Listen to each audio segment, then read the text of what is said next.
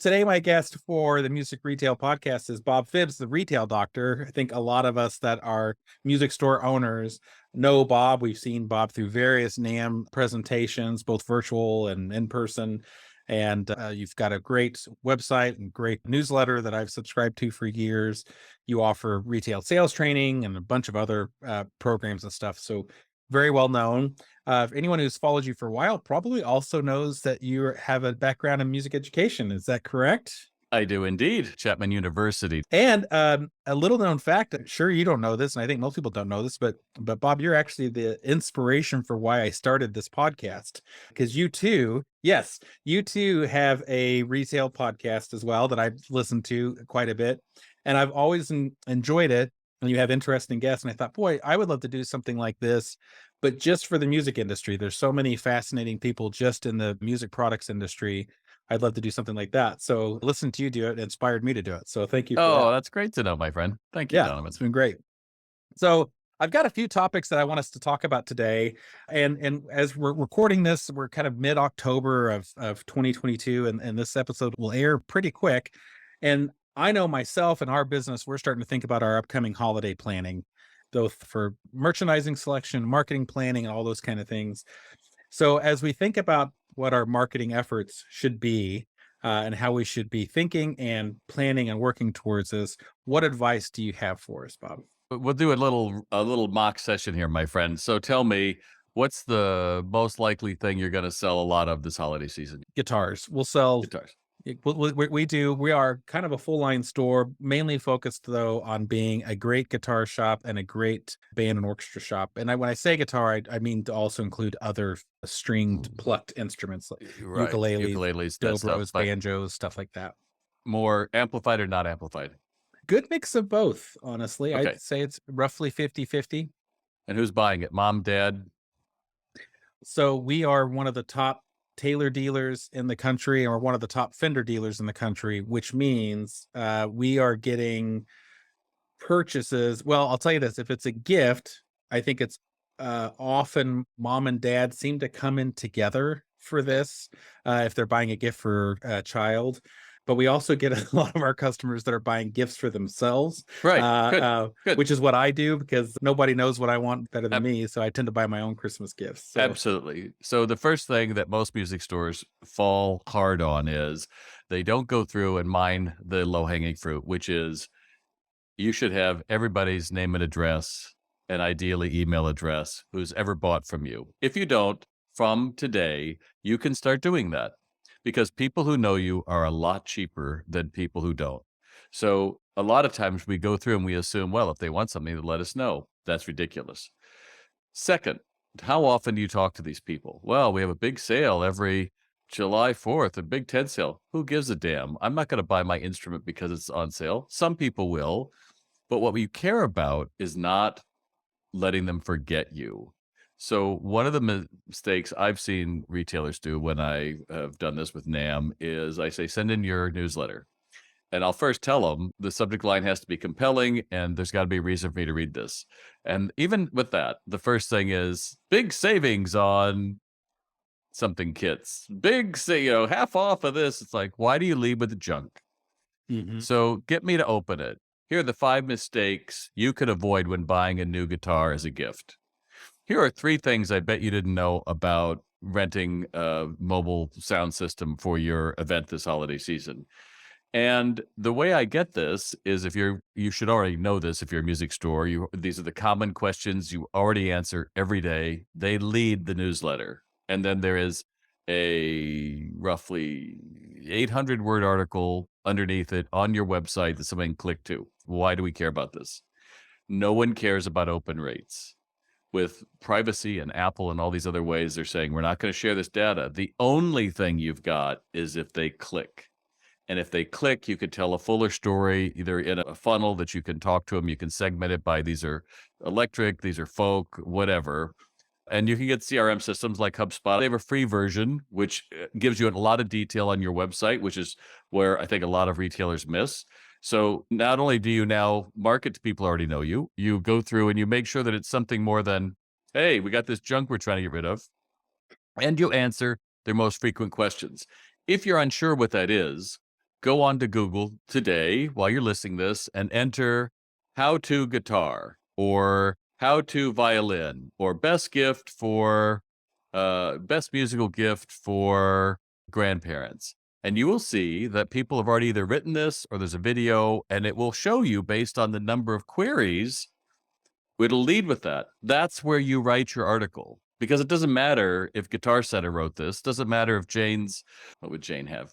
Jane's Violin Shop. I don't. But Google is going to say you're in, like where I live in upstate New York, Hudson, New York. It's going to show that result that's closest to me. Mhm. And so the more that it sees, oh, this is traffic, people are asking questions about music and these guys answering, the more it comes up organically. It's a long play. It's not like quick, but that's my first thing. If you're going to do anything, make sure you're marking people that already know you. Number two, I would say, and I know we have other things to talk about here today, but let's stay with social media for a time. Yeah. A lot of people get caught up in vanity metrics, and vanity metrics are, oh, we got so many likes. Look, I can tell you the easiest way you can get people to like a post ever, and just put on there Yeah. something along the lines of what existed in the 80s that doesn't exist now. Just do that as a tile, which means you're going to do it as you type it as a post, and then you click those little buttons that show you make it into that. You'll probably get, I don't know, I should find out what mine is. I was hoping it would come up a little quicker. I wouldn't doubt that I have 300,000 people who've answered that. Wow. Yay, Bob, you're rock. You're the Right. bomb, and you could do it too. Who gives a crap? Right. These aren't my customers. Right. But I can get a lot of traffic. I kind of feel like I'm great. So what I care about is people that actually buy something from me. So on your post, you give me 3 tips for what to do in an emergency if you're a live band or your live music player. So somebody might jump in and say, oh, well, you got to make sure you have an extra amp, or you might have to have extra picks or whatever, and let them talk to each other. That's what you care about. Within the first 45 minutes, when you post that, you answer every single one with, oh, that's a great tip. I hadn't thought about it, but something personal. You're not going to go through and say, yeah, because what the algorithm is saying is this person is engaged, and it will show them more of your content because you're engaged. Does that make sense? Yeah. So I've got 17,000, I think, on Facebook. I've got 400,000 on LinkedIn. It's a long play. And yeah, every morning I sit here like, dear God, what am I going to ask him today? But asking questions is what you want, because they tell you this is what interests us. Right. So I think if you took those ideas and ran with them. So here is the post you want to put up. Things no one said in the 80s, and go. That's it. That's all you're going to do. So at the time I first did it, I had 3,900 comments and 19 shares and 73,000 people it had reached. Now, again, there's part of me that says, well, good, because I would encourage all of you to do that today. If you're listening, just type that exact wording in and see what happens, and then jump in. It'll jumpstart. You're like, oh, people are following me. Right. But then you can put in something about, what would you suggest to a person who bought a beginner guitar? How do they know they're ready for the next step? Memorized or use music? Which is better when playing folk music? Your goal is to get them to talk to you. And so many music stores, I think, just do such a crap job because, let's face it, we're all introverts. Yeah. We do our art. My secondary instrument was trombone and piano, but I was vocal. I was a voice in addition to being a conductor. And you realize that most musicians, what we do is be alone a long time. Now I'm a conductor, so I need to do everything together. But this is hard because you think, well, everybody wanted, they would ask. And you're like, no, there's a whole window of world of people who would love to be the cool person like you. But I saw this funny little post of one of my guys that I follow put on, I guess on Instagram the other day. And it was like, how to fake out anybody that you know how to play piano. And I was like, well, this should be interesting because I play piano and I did a horrible job at it. Right. And so he was like, just hit A and E in the left and any white key on the right. and you will Right. sound amazing to people who don't know. I was like, I will use that, buddy, because I always envied my uncle who played by ear. And I wouldn't tell anyone that. But when I saw it, it was like, great. So again, social media is about engaging. And I think the same thing with your low hanging fruit. And make no mistake, marketing does come down to realizing that the best marketing you can possibly do is to get people to rave about you. So I always encourage, if you put it in a bag stuffer, if you do it in a follow up email, if you get people to text in, which is really great. When they're done buying something, you can just send them a link that says, would you mind giving us a quick review? And even if it's only 5 stars and they don't say like, "You're amazing," that 5 stars really looks at it. So I'm doing a speech, a keynote in, Texas a couple of, months ago, and I'm covering this, and I'd done a little homework, and I had seen this one group of stores, they had like 700 reviews, 5-star reviews, and then they had another location with 600. And so I called him out in the keynote, and I was like, "Whoever this is, that's amazing." So the woman came up to me afterwards. She goes, "You know, we have a secret. We have a grandma." I was like, "What?" And she goes, "After we ask for recommendation, we then have our grandma who started the company actually calls people and says, 'How do you enjoy your, your product? And would you did you get our request for review?'" And she loved it. And I was like, "That's brilliant," because That's awesome. again, organically, all of their results, all their work shows up, but it's not something you're going to do tomorrow. Like, don't think you're going to ask this and instantly get rich. But if you take it as a long haul and you realize if you just did those 3 things, those few ideas really well, you can do a lot. And the other thing I would say with email, because you're probably harried and busy, we're in the shoulder months. The next month you got time.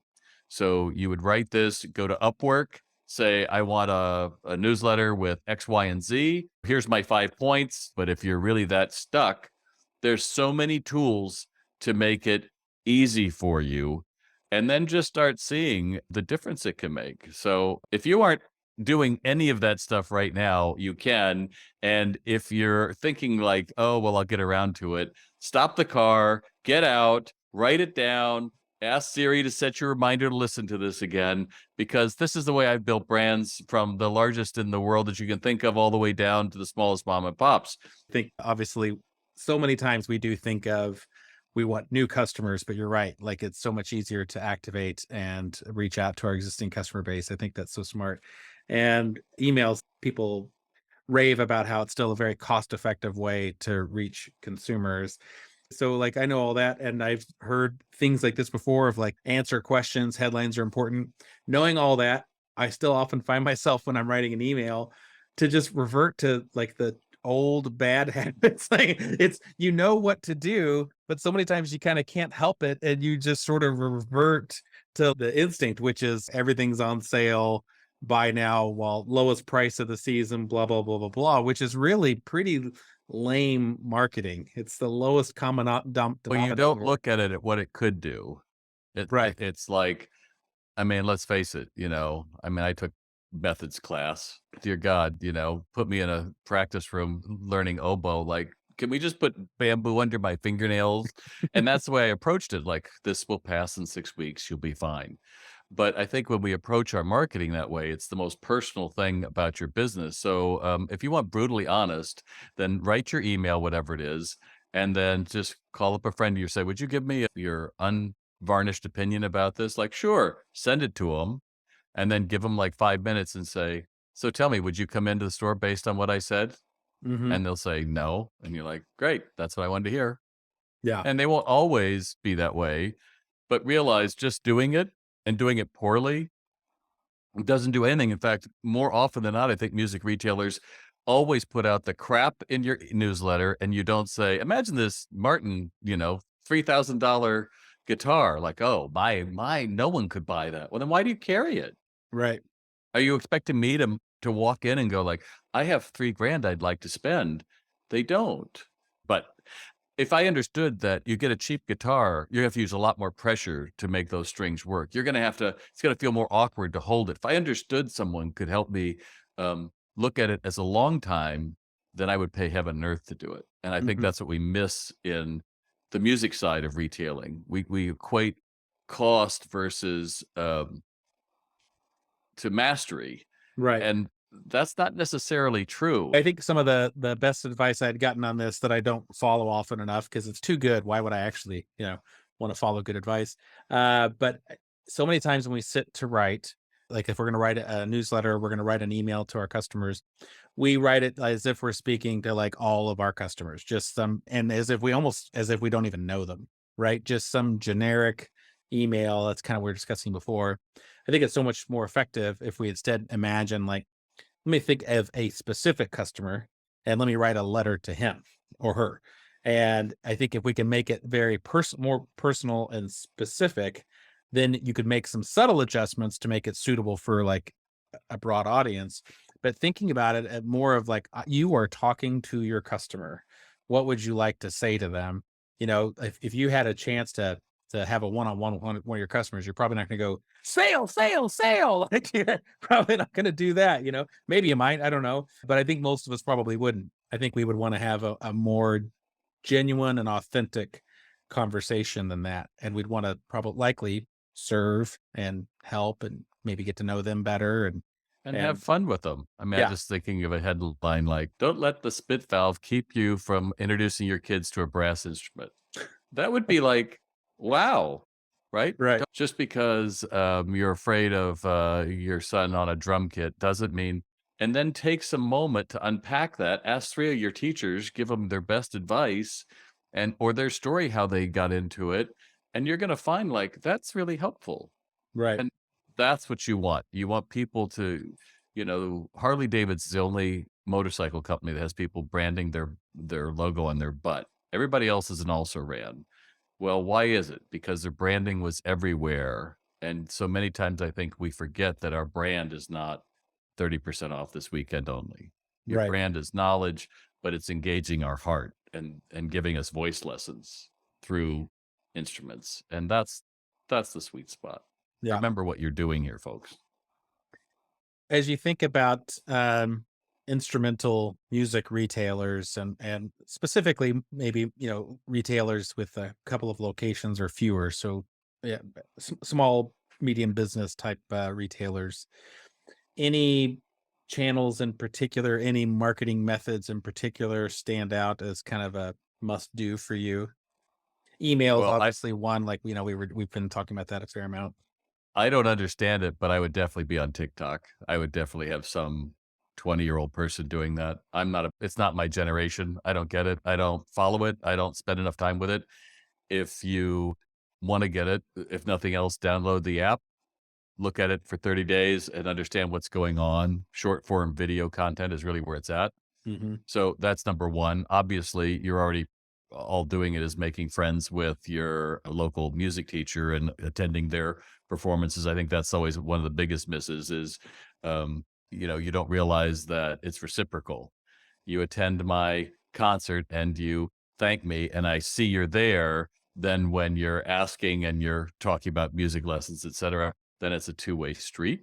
I think Hmm. that's really important. And I would say one thing, I was working with a retailer in Baltimore, and I said, "Why do you have all these pictures of Beethoven and Liszt?" And I'm like, "Oh, well, because they're who gives a crap? Why don't you have pictures of your trombone player who actually is in the symphony? Have him up there and bring the creed of your brand up. Or if nothing else, maybe you've got a jury that somebody was a singer or they were, the organist or whatever, but show them doing what they're doing Yeah. and just realize that you're selling success. That's the problem with most of us when we start out an instrument, like, holy crap, how people play the violin is beyond me, Donovan. I have no idea. Cause it's like, you just have to kill off that part of you that says, this will never work.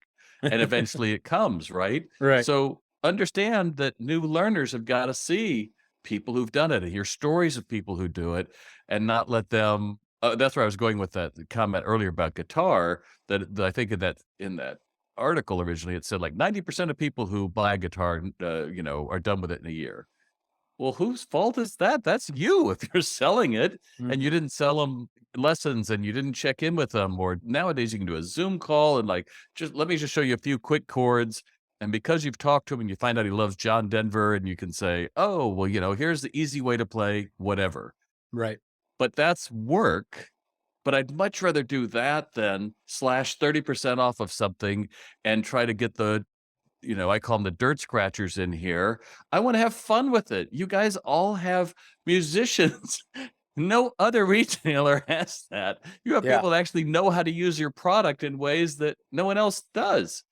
And then when you get the instructors excited about it, then they're like, well, great. And so if they don't know TikTok, maybe you're going to have a workshop where everybody goes through it for a week and a challenge to see who gets the most likes. But we have to look at learning as fun. You'd mentioned about being on TikTok, and that did kind of spur a couple of things that I've noticed recently. And like many people, over the last year or two, I kind of got into TikTok because I had more downtime on my hands, and so got into watching it. And over the years, as I'd hear about it, and as someone who's at least somewhat interested in marketing, I would, put it on my phone and open it up and just find it really odd and sometimes honestly a little disconcerting or off-putting, and then I would delete it. And then during the pandemic, I kept hearing it come up again, and I saw someone possibly on Reddit or somewhere else saying, "Well, you've got to interact with it. Like you have to. It has a really great algorithm, but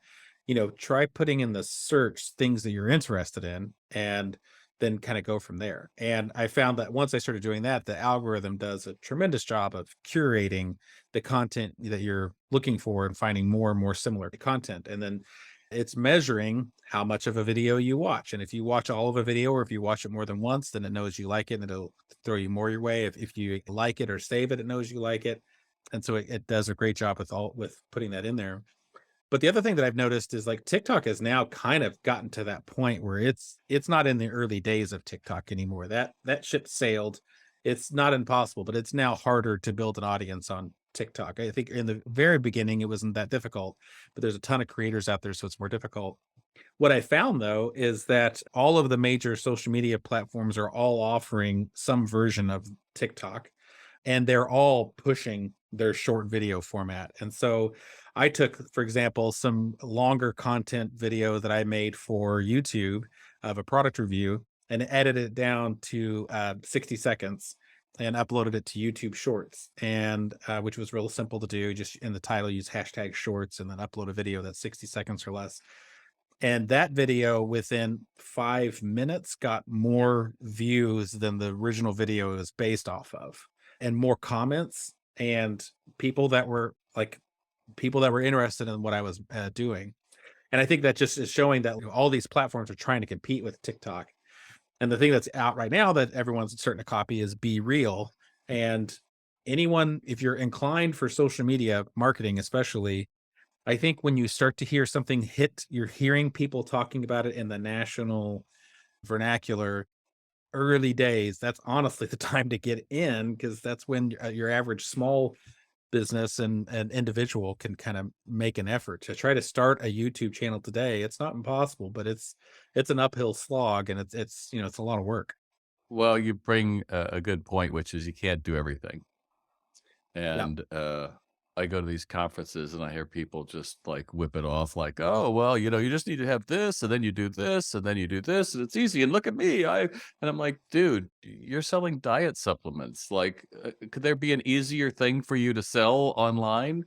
And anyone that tells you any of this is easy is full of it. I've been doing this for a long time, and I know my bandwidth, because at some point you have to say, is this must do, or is this nice to do, or is this just, something that's a distraction? And so pick a channel. The reason I mentioned TikTok first is because your audience pretty much is looking for young learners.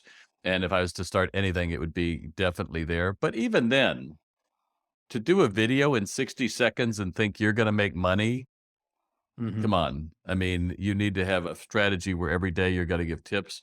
But when I look at most of them, I don't see branding. It's the problem we have with YouTube. If I do 30, how to play a Bach invention easily, or how to memorize a Bach invention, which that might be interesting.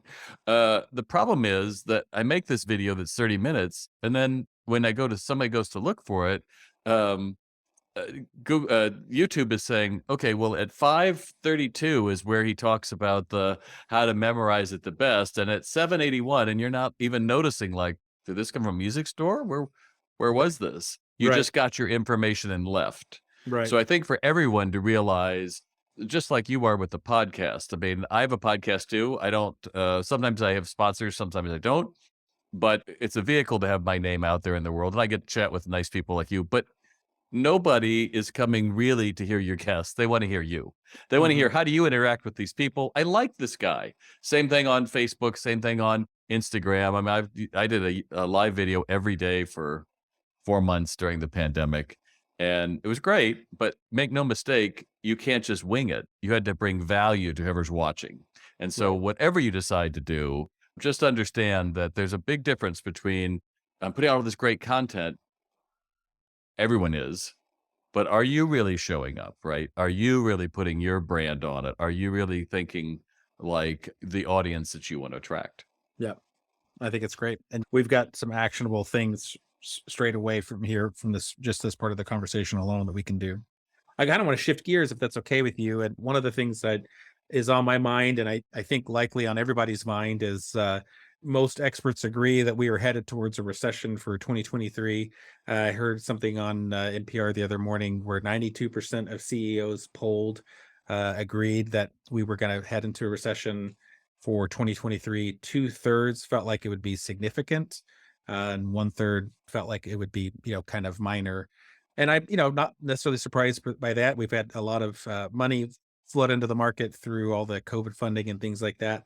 There's by necessity, there's going to be some kind of retraction for that. But as we think about it, this recession that is likely coming, the best time to prepare for it is before it hits. And it looks like we're going to have a pretty decent holiday season to kind of like give us that last big surge before we hit into a rough year or two. Any advice or tips you have for how we can best weather this recession, thrive in the recession, maybe, or at the very least, come out of it still healthy? I always say the person who says they can, the person that says they can't are both right. We are going to talk ourselves into recession come hell or high water because everybody reads the same stuff. We see the same stuff. At the end of the day, all that matters is your four walls. And I can't tell you the hubris I see in a lot of independent retailers who really haven't cleaned up their store and still think black carpet is cool in a music store, or black walls or black ceiling where it's got this ghostly cave about it, and say, I don't give a damn. Great. But you have to understand your shopper's going into a bright Apple store. They're going into a Container Store or Williams Sonoma, a Target that's been tastefully thought out for hundreds of thousands of dollars per display to figure out how do we get people's interest. So I always say the first thing is be a student of retail and go and look at, why do they do this way? What are the three colors they're using in this display? Well, they don't just pile up boxes of amplifiers and say everything is 20% off. Why? Because people feel stupid when you do that. We don't Hmm. necessarily know what that does. So I think becoming a student is most important. Shameless plug, you should be getting sales training. I run salesrx.com. It's my online retail sales training program. I know Tim Coleman down in Australia uses it in his store, and Matches Music's up in Ireland. There's several other ones who realize that, again, musicians are soloists. So they don't have the natural rapport that they need in a store. And that feeling of, hey, bro, to people who already know you is one of the biggest things that's a turn off to a lot of people, because it feels like there's the cool kid and I'm not. And Hmm. you're expecting me to come to you in asked and answered retail. And I think those days are over. I think if I was to start a brand new music store, I'd be telling my sales staff, your number one thing is to have someone blow or cluck or pluck or do something when they're in here in one of our instruments. How you're going to do that is I'm going to teach you how to build rapport. I'm going to teach you how to give a store tour. I'm going to teach you how to compare and contrast, with the goal that today, anyone that walks in should be able to do something like that. Oh, well, that's ridiculous. I've never been in a music store like that. I know. But we've so caught up in survival mode that you don't realize what it took to do the job, which is to share the love of music in a way that gets people to say, I want more of this. I want to bring it home. You just said something a minute ago that really kind of like stuck in my head about focusing on the fun. And I think sometimes when we get into challenging times, whether it's a pandemic or recession or otherwise, we tend to focus on that. How many times over the last 2 years have we had people, we just hear people talk about the fact that we've been in a pandemic, and at first it's sort of understandable, but it doesn't take long before you're just, your ears are just tired of hearing it and don't want to hear it anymore. And so do think you're right. Like, there's definitely, like, we are going to be hearing about recession more and more in the news and stuff like that. People are going to talk about the economy and politics, so on and so forth. I think with our music stores, we should focus on the fun. Like, just ignore the negative side, and people are coming to us because they want respite. They want relief from the world around them. They want a place where they can get away, and that's what we offer. And if we focus, on the fun activities of what we do, then likely people will come to us because they want that break from reality. I can already predict for you the stories you're going to hear next month. Would you like me to predict the stories? Please, please. So, Thanksgiving is on November 24th. So, somewhere around the 14th, it'll be retailers worried about Black Friday. Black Friday will be not enough shoppers showed up in brick and mortar stores. Retailers worried. Then on Monday, it'll be someone said that sales were down and online was open. Okay. First week, retailers worried because it's not cold enough for the winter weather or whatever.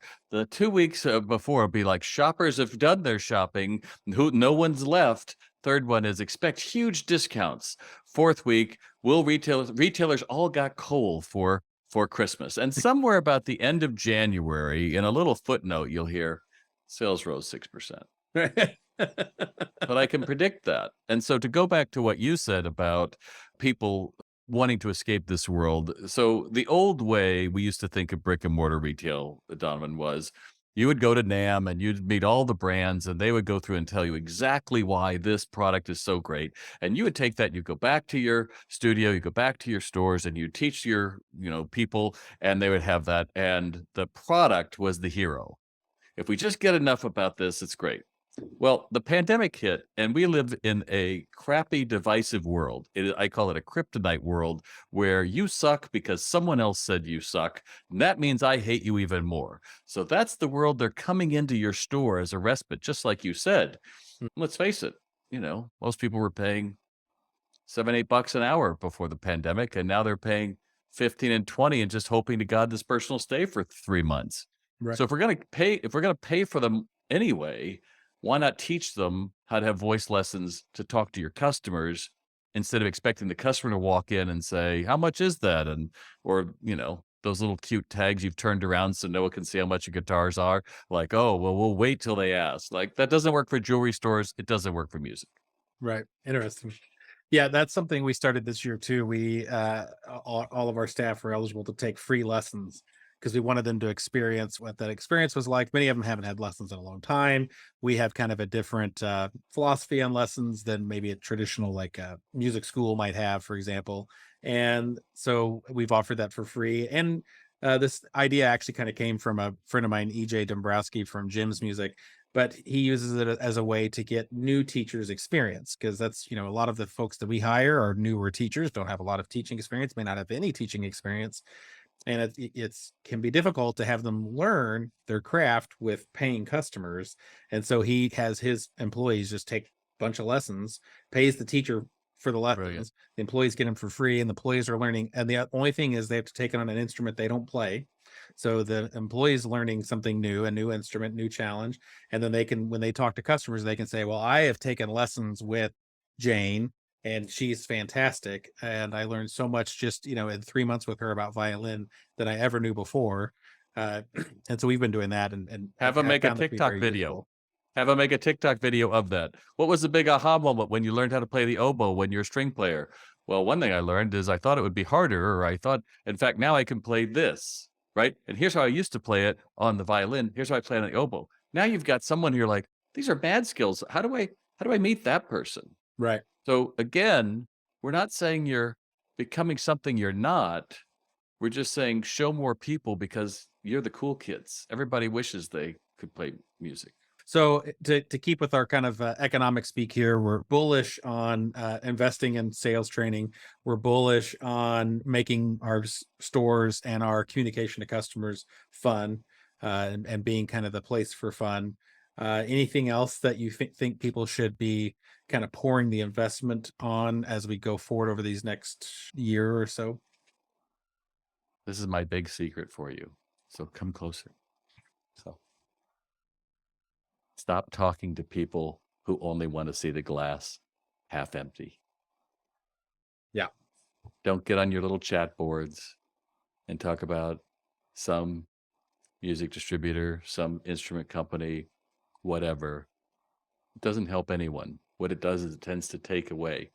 Now, if you know someone like me who's going to slap you upside the head and say, like, yeah, why aren't you doing this? That's different than Mhm. saying, I'm hopeless. I need you to come in and be hopeless with me because that actually makes me feel better, which I'm sorry, there's a certain truth to that. Yeah. So when Misery you loves think of company. huh? Misery loves company. It does. Yeah. So I think for us, and particularly building on what you just said about the lessons, free lessons, if you could find one thing you could do with that, something you knew you learned, you tried an email out and the open rate went up, but the clicks still weren't there. Your mind is trying to figure things out. And that's why I love talking to at NAM and I love talking to music retailers because we have a pattern of firing synapses as our brain tries to figure it out, right? I mean, when I got into trombone, it's like, wow, this is just a head trip. But I think I want an F. Oh, I want a B flat. Wow, that was pretty cool. I just made it happen. Or when you're in the piano and suddenly something clicks, you've been working all these synapses, which most people don't. They're sitting in front of a monitor all day. The brain has gone into sleep mode. It's not thinking. So if you talk to people about, hey, you can't sleep at night, music lessons are the way to do that. I know that sounds ridiculous. Here's why. When the brain is engaged, it's using up more energy. And when it's figuring things out, instead of ruminating about what's crap in your life, you're going to be thinking like, wow, maybe I could do this. Maybe you say, oh, well, if you're trying to lose weight in January, one of the easiest ways is get a new instrument or try bongos. I don't know. Have a teacher talk about what bongos does, rhythming. You're changing the tempo. What happens to wear your Apple Watch when you're doing this and see if I'm right and comment on this video. Now you got people going like, I never thought of music could do that. Right. But I'm coming to this podcast with all I know to help you.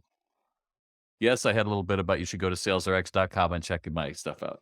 But if you start out from, let's have fun with this, then all sorts of ideas come up that you say, I could do that. Mhm. If I was a music teacher, I would say, it's required that anyone that taught in my studio, I don't care what they do, they have to be able to leave and play at least 8 bars of something. I don't care what it is, 8 bars of something, Right. um, a recorder, whatever. But we get caught up into, okay, we'll see you next week. If I was a marketer, I would never send out an email that didn't have a call to action, something for you to do. So why do we not think about that in lessons? Because we take it for what? Granted. Right. Anyway, I could probably stay on here for hours and talk with you, my friend. But the reality is we're about as successful as we make our minds up to be. So if you're listening to this today, you've obviously been thinking about a lot of things because you've stayed with us this long. Just look at what you're thinking when you come to do an email or social media, or look at training your crew, or look at the way maybe you took over a store that was started in the 60s. Well, that was really asked and answered retail when there wasn't an internet where I could watch how to teach myself how to play anything. Right. So in an age of that, what do you bring to the table? It better be excitement. It better be fun because otherwise we're not coming back.